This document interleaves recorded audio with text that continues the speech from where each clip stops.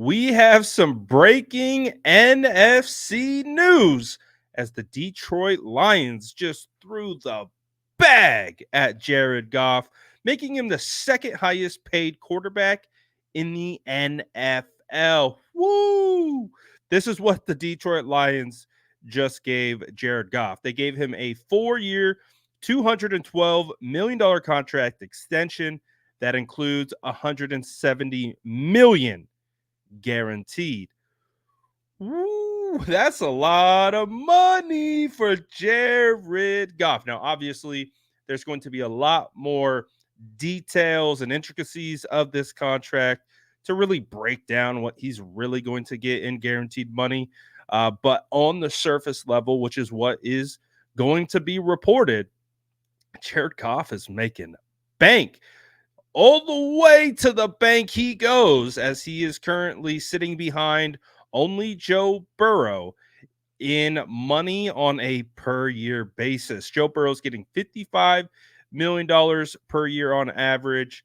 Jared Goff sitting at 53, comes in right above Justin Herbert at 52 and a half, Lamar Jackson at 52, and Jalen Hurts at 51.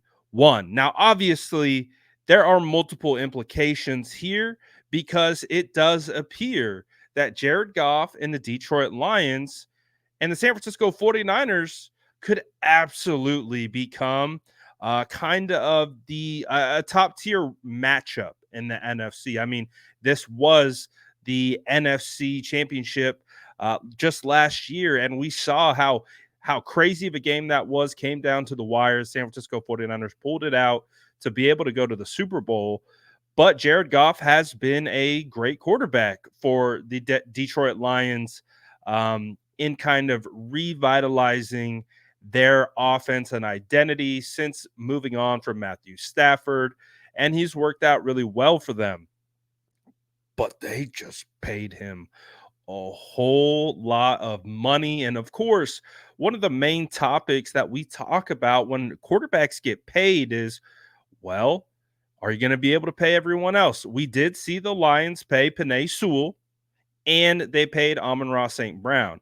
So two of the other top offensive weapons, left tackle, and or he's not even left tackle, he's a right tackle, but still the best right tackle in the NFL right now. And of course, Amon-Ra St. Brown, $30 million per year on average for a wide receiver.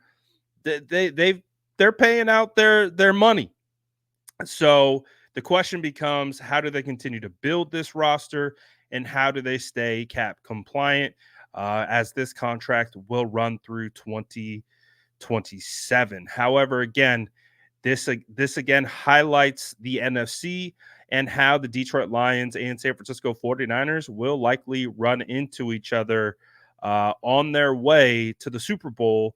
Because I really do think that the Lions are building a great roster. They just had another great draft. Their general manager is super underrated. But again, now the question becomes, how do they continue to build and sustain with a quarterback getting paid as much as Jared Goff is getting paid? And of course, what 49er fans and many 49er fans are going to see when a quarterback gets paid is how it relates to Brock Purdy. I think for the better part of this offseason, anytime a quarterback has gotten paid, the instant reaction is, well, what is Brock Purdy going to get paid? We all saw what Kirk Cousins got with the Atlanta Falcons, and that to me felt like the floor for a future Brock Purdy deal. And now you see Jared Goff getting this amount of money. You're only going to see the bar raised and the market value raise as more quarterbacks continue to get paid and get extensions, and the next guy tops the next guy. So how is this going to affect Brock Purdy, the San Francisco 49ers, and the oncoming contract negotiations that will be coming down the pipe at the end of next year? Because Brock Purdy, for the first time in his career, will be able to be eligible for a contract extension.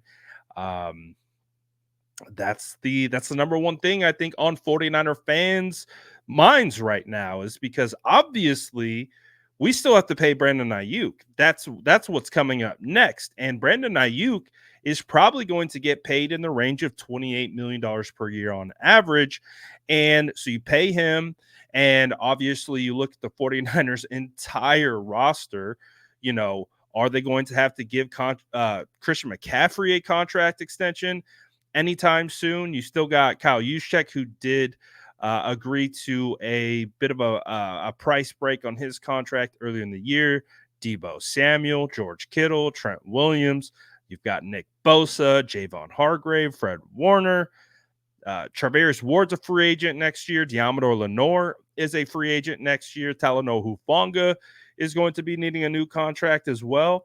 So this is the conversation that I think this is where 49ers fans' minds kind of turn to when you see guys like Jared Goff get paid, because I can guarantee right now, if I asked every single 49er fan who is watching this video right now, hell, NFL fans in general, who is the better quarterback, Brock Purdy or Jared Goff?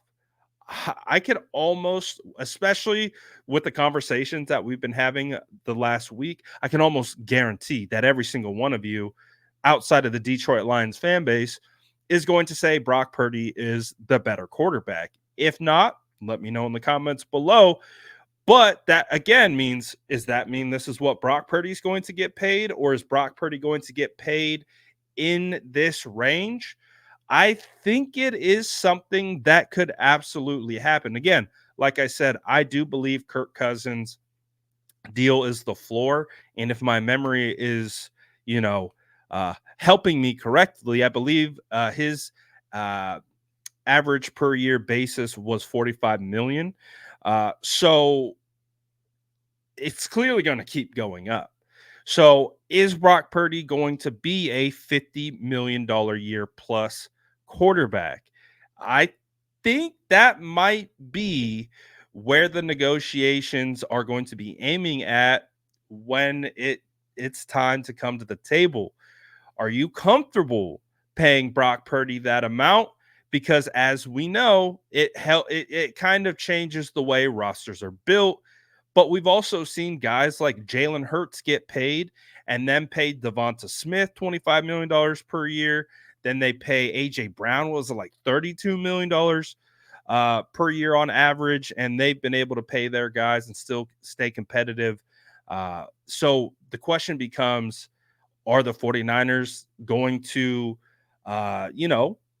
Brock a big time payday, which we've already heard Jed York kind of allude to the fact that Brock could absolutely reset the quarterback market, especially if Brock Purdy has a better season next year. We could be talking big time.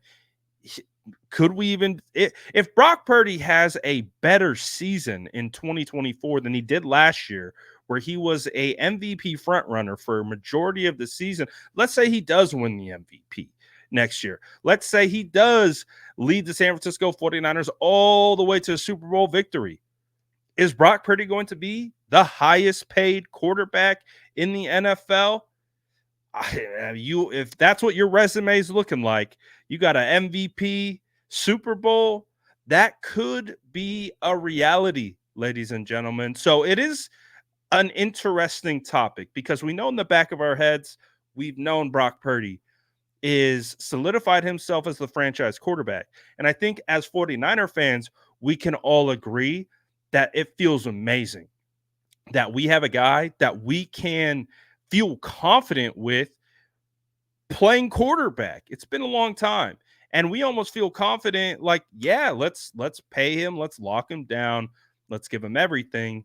But all the situations and all the variables kind of rolled into one. Are we comfortable paying Brock Purdy this type of contract?